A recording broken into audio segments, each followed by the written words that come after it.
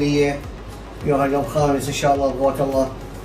بس الحمد لله والشكر تحسنت بعد ماكو شخير، ماكو خنقه ماكو.